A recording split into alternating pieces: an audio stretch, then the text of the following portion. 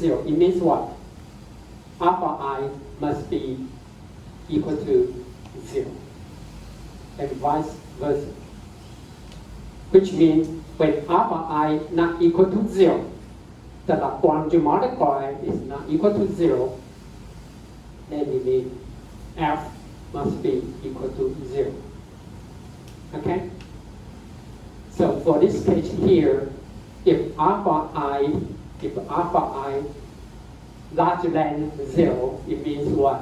The ultimate solution must be on the circle. Must be on the circle. Right? Must be on the circle. Not within the circle, not outside the circle. If it's outside the circle, it is invisible. 就是无解，也不可解。But if this value, if alpha I is equal to 0, then it means what? No matter what is the constraint, it doesn't matter. It doesn't matter. See that? In that case, this constraint is so-called inactive. Inactive 就是不活跃，只是无关紧要。因为反正，因为 alpha I 等于0，那 F 有没有等于0，有没有在哪边，一点都不重要。这个点表示不重要。It could just like this example here. If we have a data point,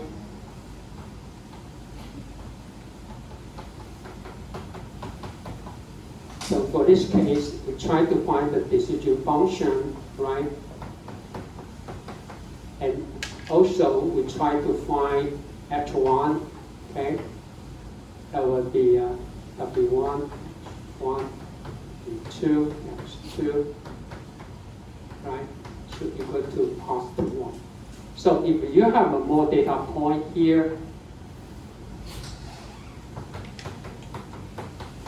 or even here, where all these data points affect this H1 hyperprime, of course not, right? 为什么？因为那个 hyperprime 的决定就是这几个点很靠近它的点，这个东西那么远，会不会影响到这个点的决策？当然不会。So therefore, all this point here, you are pretty sure the corresponding Lagrange multiplier is 0. Okay, which means all the constraint for this point is not important at all. It's so-called inactive. Okay, what will be most important will be this point here. So for this one, even for this one, the alpha corresponding alpha will be 0. But for all the points on the hyperplane, the alpha will be larger than 0. It won't be 0.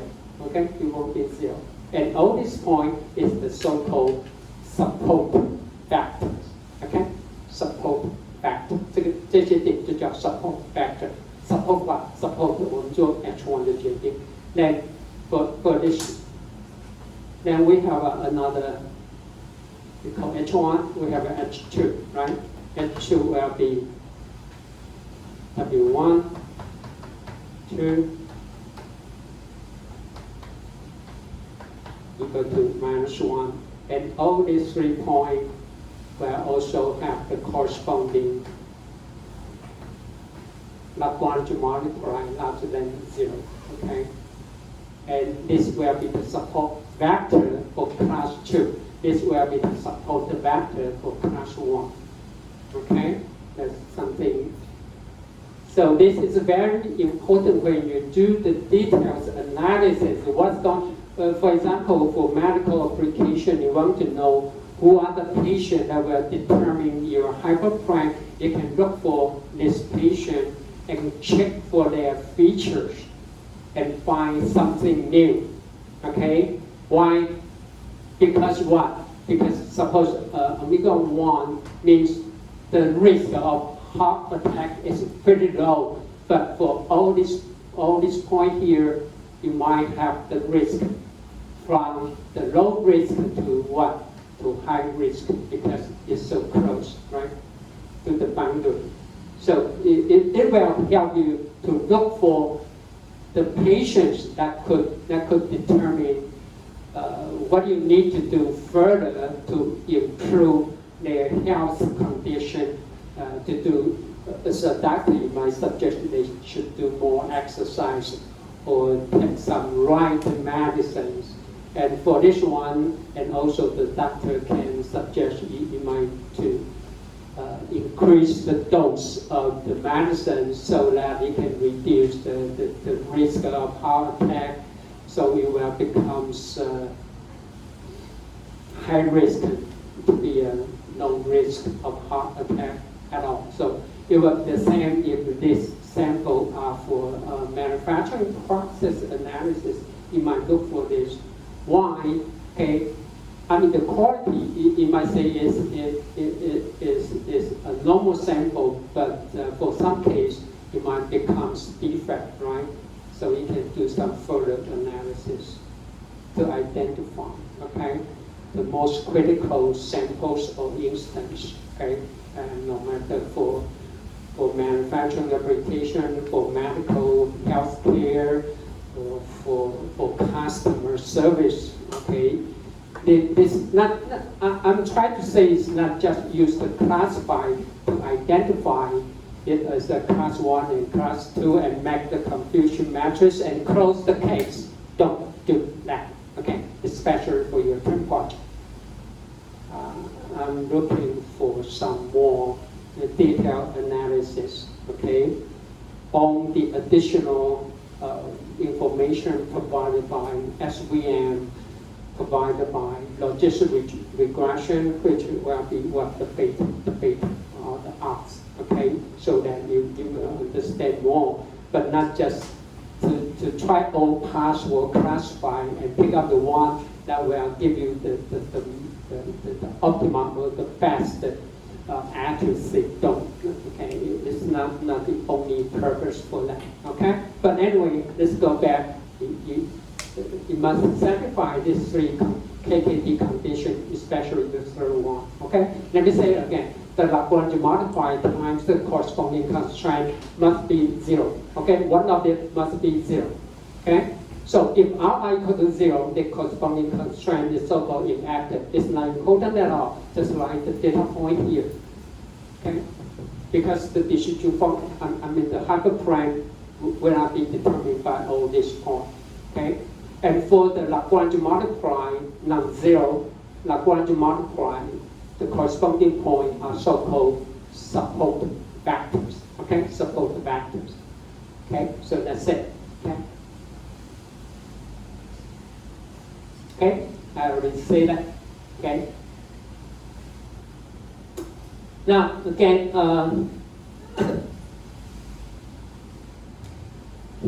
the same here, okay, W is equal to alpha times Y times X, okay? And alpha times Y must be also equal to 0.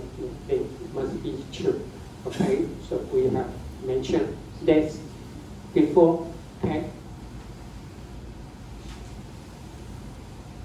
Based on the third condition, okay, of KKT condition, it says alpha. This is what? This is the constraint, right? Constraint. So alpha times the constraint must be equal to 0. So if alpha I not equal to 0, if I say alpha I not equal to 0, which means what?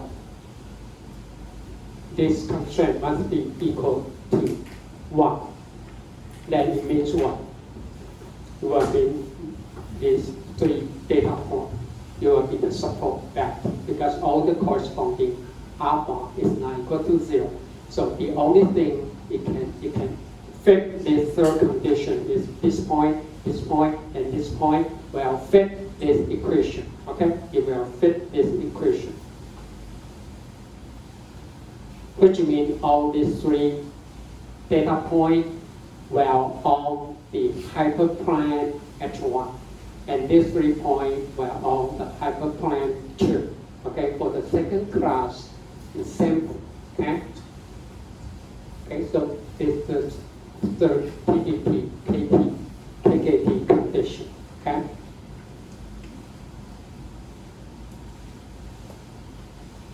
Okay.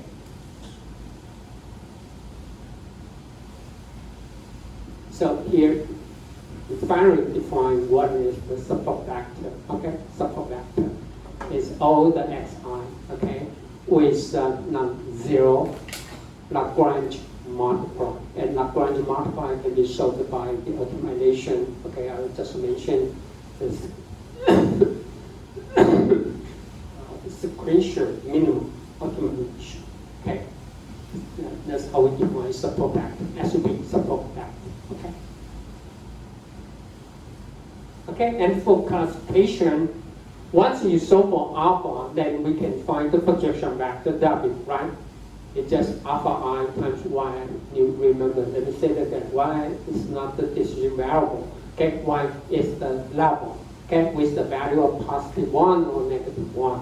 Okay, W equal to, once you have alpha, then you can have W.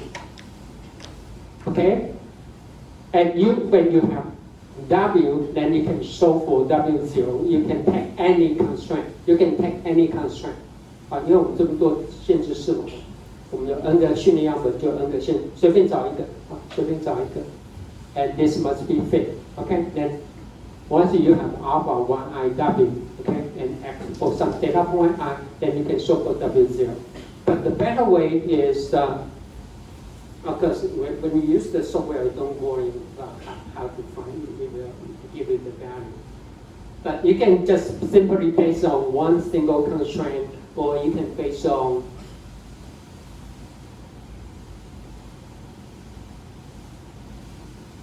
the summation. Okay, based on summation for what? For all support vector. Okay, for all support vector. Then you calculate the mean.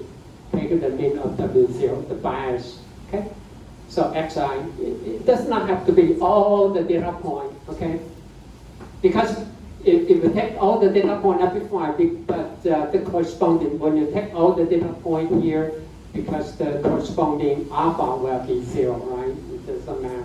So we just pick up the support vector. Okay. And then you can find W0 here, okay, W0, then SV. It's not the absolute value. SV means what? The number of support vectors, okay? Support vector, the sum, okay? Then we take the mean.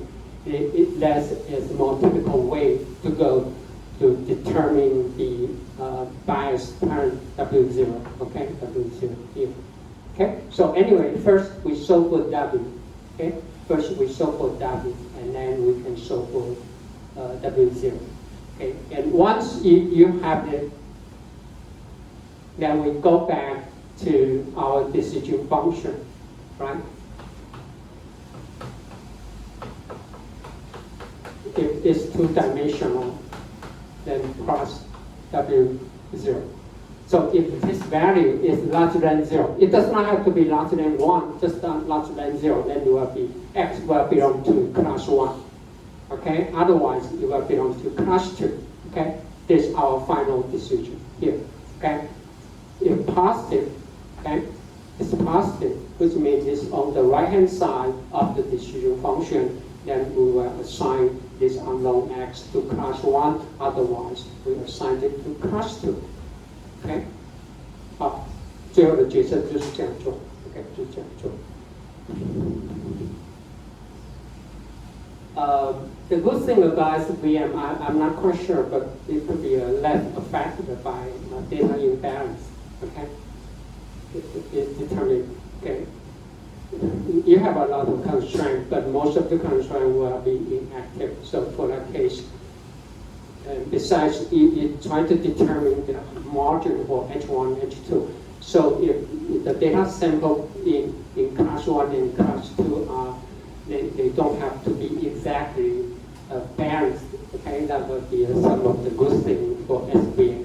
Okay. Okay, that's what I'm saying. Our final. Okay, here's our final.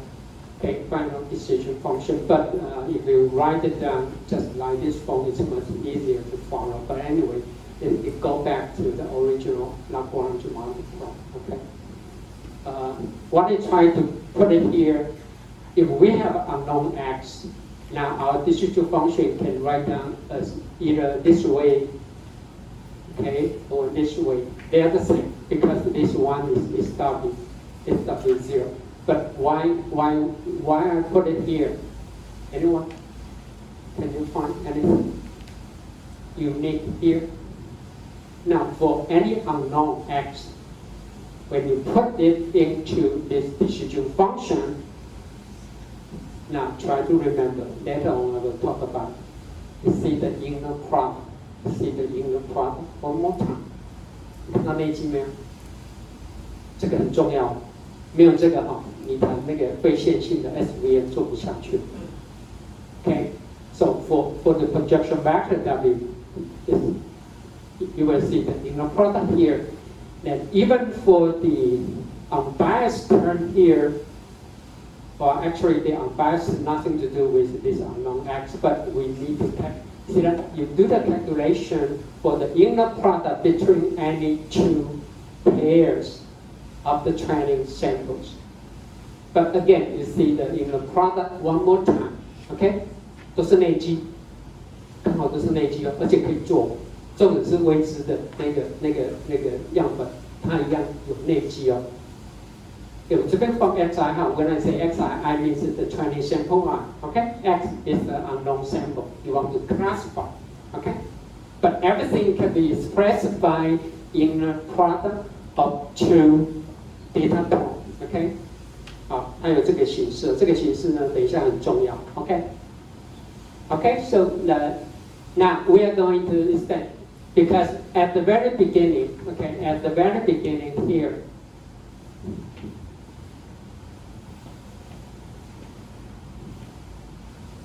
here's our objective, okay? Here's our objective. And we have an constraint, but we need each constraint larger than 1, which means we want to on the right-hand side of H1 and for the class 2 on the left-hand side, okay? But it may not be true, right? It may not be true. For example, we might have a data point right here, okay? We might have a data point that belongs to class 1, but you cannot find, it may not be good. Or even we have a data point right here, right, for class 1. And in this case, your optimization will return what? It got to be error messaging, right? It says there's no feasible solution, right? You cannot find a feasible solution that will fit every single constraint, right? So in that case, we need to relax some of the constraint. For the example here, this is the outlier, or this we might allow the sum of the data point, which does not have to be larger than 1, okay? It does not have to be. We expect every single training data point from class 1 will larger than 1, and every data point from class 2 will less than -1, but we can relax some of the data points, especially for the outliers, okay? So now we are going to handle how to handle the non-separable data. Well, actually, you might have a data point like this, right? In this case, there's no way you can find, right? This is not linearly separable for these three. So what might happen, you might just sacrifice these 3 points, right? It may be fine. Okay, maybe fine.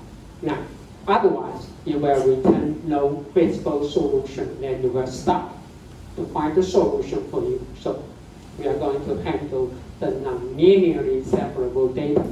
First, it could be linear, cannot be linear separable, or some we might have an outlier here. Okay, how to relax this sample point in our constraint. Okay. But we still focus on linear, okay, linear programming problem. Okay, so here's what we are going to do. Okay, this is our original constraint, right? Our original constraint. Now, we are going to introduce because as long as it's larger than 0, then the classification will be correct, right? So we introduce some, this so-called select variable, okay?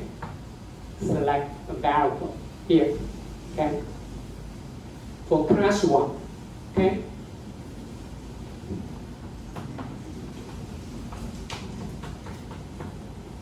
But if y1, let me just go back to y1. Then if y2 is belong to class 2, then it will either to all the left-hand side, and this is not smaller than, it could be smaller than -1. So in that case, we allowed it to cross the select variable, okay, select, okay, you know what I'm saying? Okay, 增加那个，就是说我们本来就期待它要大于1，可是现在又没办法，所以就把它释放吧。Okay, so first the select variable for each constraint is a decision variable. We introduce more decision variable, okay, select variable, okay. 好，所以我每一条都要有 okay, so that we introduce, okay, if x is from class 1, we minus the select variable xi. Otherwise, for class 2, we plus some positive, okay. Here, the select variable is non-negative again, okay. If select variable equal to 0, then we go back to the linearly separable problem, right? But for some case, for outlier or for non-linear data point, we might relax this constraint, okay, by introduce more select variable here, okay? And this is the requirement. All the select variable cannot be negative, okay, cannot be negative. This is the additional. Then all the remaining part will be the same, just like this, okay, just like this. But for here is -1 plus select variable. That's it. Okay? -1 plus select variable with some additional requirement, which is the select variable should be larger than 0. So for this case, we need to introduce more Lagrange multiply, and also we need to change our objective. This is our original objective here. Now, we are going to introduce the second term for this objective, okay? I will go back. It's right here, okay? This is our second term here.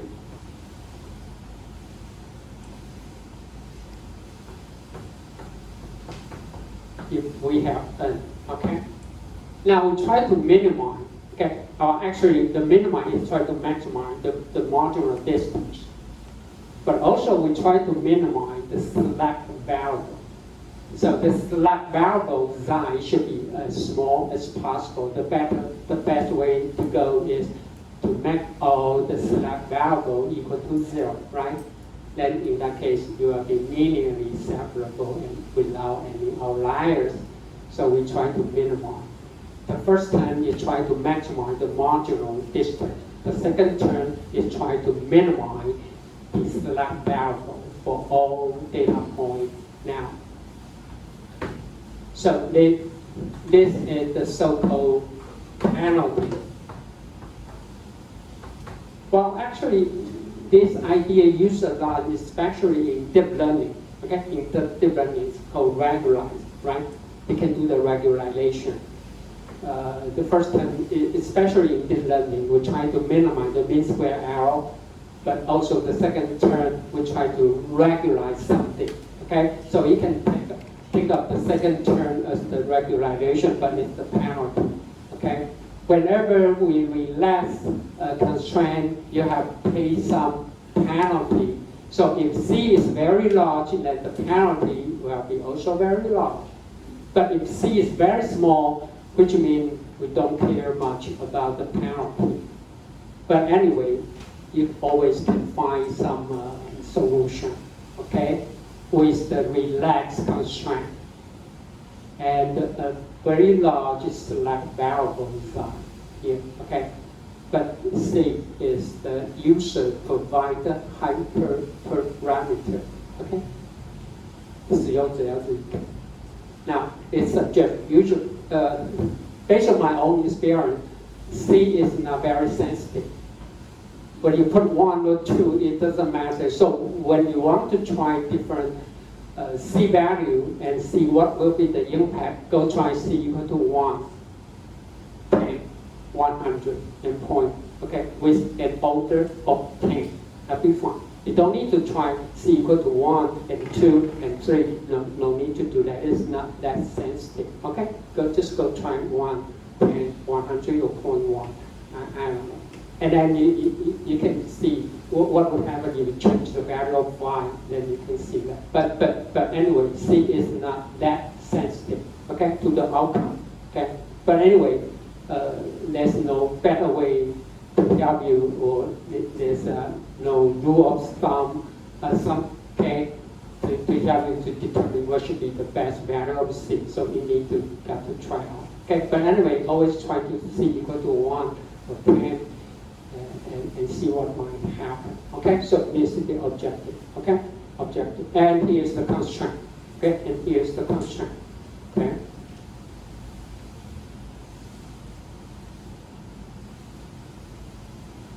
And right here, when you convert it into the dual form, so this is our original, okay, this is the original objective, okay, with some penalty. And this is the constraint right here, constraint right here, right here, right here, and we need to plus, okay, here, okay. But since we introduced the select variable, right? All the select variable must non-negative. So we have an additional constraint. So we have to deduce another term right here, okay? To make it unconstrained objective function, okay? So here alpha are the Lagrange multiply, okay, for the constraint here. Gamma is also the Lagrange multiply. Gamma 看到没 ？Gamma 也是 Lagrange multiply. They are the decision variable, okay? For the select variable, and again, select variable is another decision function. But anyway, so select variable is right here, okay? The select variable here, because all the select variable cannot be negative, so we need to add one more, okay? Lagrange multiply, which is given by gamma. Okay, if you have an unconstrained, then you will have the gamma. Okay, gamma variable here. Okay, this is our final form right here. Okay, and then we take the derivative with respect to w, with respect to w0, with respect to alpha, with respect to the xi. Okay, and so on. Okay. Now, let me go back to show you the figures here. Okay, this is our decision function here. This is h1, this is h2. Now, take a very close look. The distance here, okay, this is the is the length of w, okay, divided by the distance, okay, the length of the projection vector.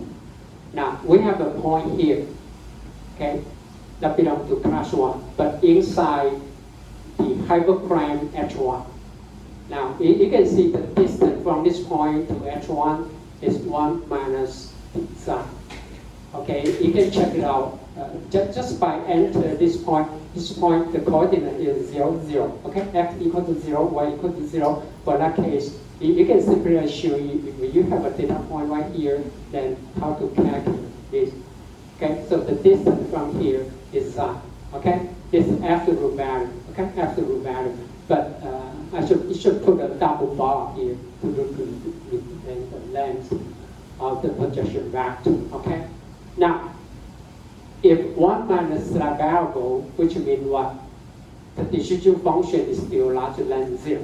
So you won't misclassify this data point. But however, it's not far away from H1. 我再讲一次哈，这个点你在做判断它是第一类、第二类的时候呢，不会判断错误。可是呢，它是在 H1 的内侧，可是呢是在这个decision function 的外面，所以它还是大一点，所以这个点不会误判。But if you want to do more inside analysis, try to figure out what is this instance, why is so close to the decision function. You know one thing, it could be very critical, no matter for manufacturing application or for healthcare application, okay? Everything that's far away from H1 is inactive. It's not so important. It's normal and nothing wrong with it. But you need to pay more attention on the support vector and also the point here. Now, take a look. If we have another point right here that belongs to class 1, but is far away, even in the left-hand side of H2, and then this is the distance from here to H1. Again, the distance is given by the slack variable. Okay, you can check it out. If this point, okay, is right here or right here, what might happen? Now, for this case here, 1 minus sign or slack variable is less than 0. It means this data point will be misclassified. 这个点就会被误判，一定会误判。可是呢，会不会误判呢？你可能要考虑 ，because this point could be an outlier, could be an outlier. It could be, anyway, you need to do some further analysis. So, for me, you can use the logistic regression and based on the beta value to remove the unimportant features. Okay, and also you can use once you have the beta value, you can calculate the corresponding probability for each instance. So based on the probability, you can do some further analysis of what's going on about this instance. But this is also the same. You can use SVM by analyzing the alpha value, especially the alpha value larger than 0, and also check for the data point with the slack variable, okay, which is non-zero.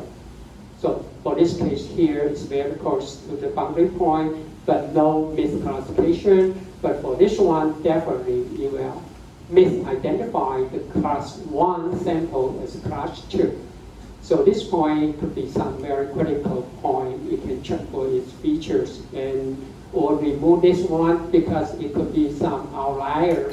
Okay, so that gives you a lot of useful information for the further analysis, not just use it for classification. Okay, that's what I'm trying to say. You can always read out alpha and the slack variable for the detailed analysis by the features or by each individual instance. Okay, so that's the idea for that, for SVM. Okay. Okay, we already talked about this unconstrained objective, and then we take the derivative with the prior. Okay, basically the same here. Alpha times y at the summation should be equal to 0. W again is you can think of it as the weighted mean of x. Okay, by using Wi as the weight for non-zero. Okay. Lagrange multiplier. And lastly, because we take the derivative of the slack variable, so we can see C equal to alpha plus the slack variable, okay? Should be equal to 0. C is the penalty given by the user, okay? See here, is the penalty given by the user, okay? This must be also true. Now, if we use this fact and put it back to the primer form here, and then we can come up with the dual form. Again, fortunately, see that all we have is what? Alpha. We don't select variable. You don't see the select variable here, okay, from the final objective. Again, you see what? The inner product between two, the transition xi and xj. Again, we see the inner product. But anyway, we have some requirement here.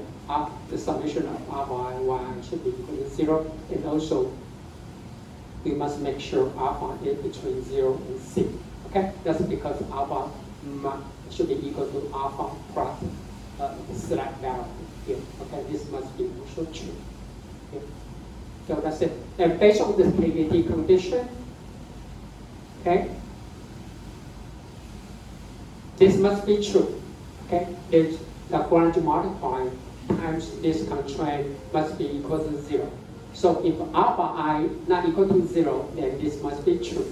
Okay, and also gamma times the select variable, gamma should be also equal to 0. Which means if gamma not equal to 0, the select variable will be 0.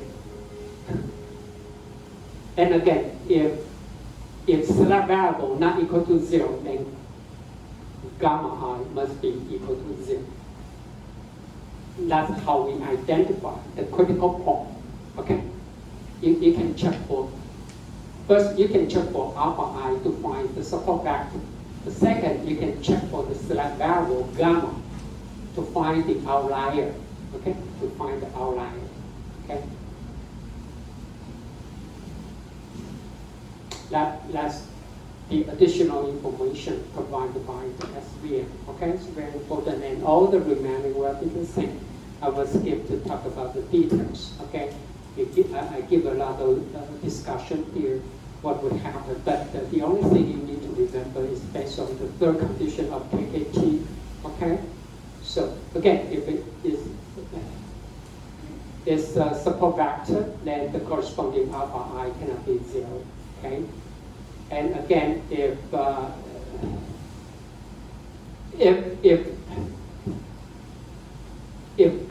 gamma not equal to 0, then the select variable should be 0, which means what?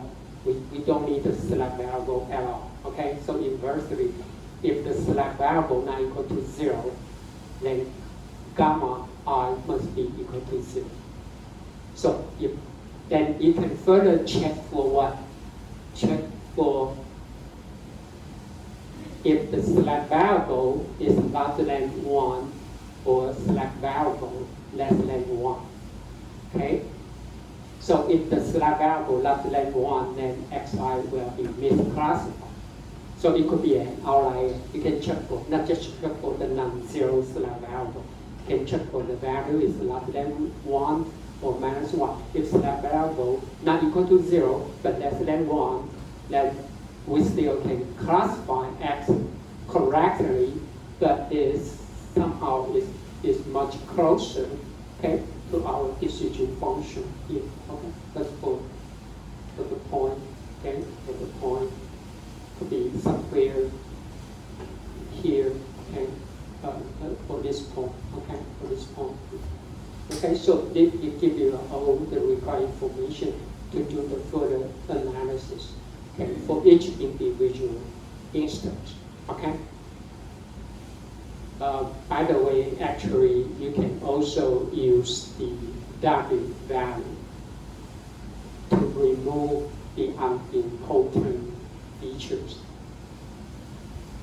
I would recommend to just look for the magnitude of W and to determine the importance of the feature, but someone suggests you still can use it, especially when you do the data normalization for the feature X. And in that case, the absolute value of W can be used to guide you to select or to make it an indication of important features. But definitely, if W is very close to 0, it won't be important. Okay, it won't be important. Right? You impact on the final result. Okay, let's take a break.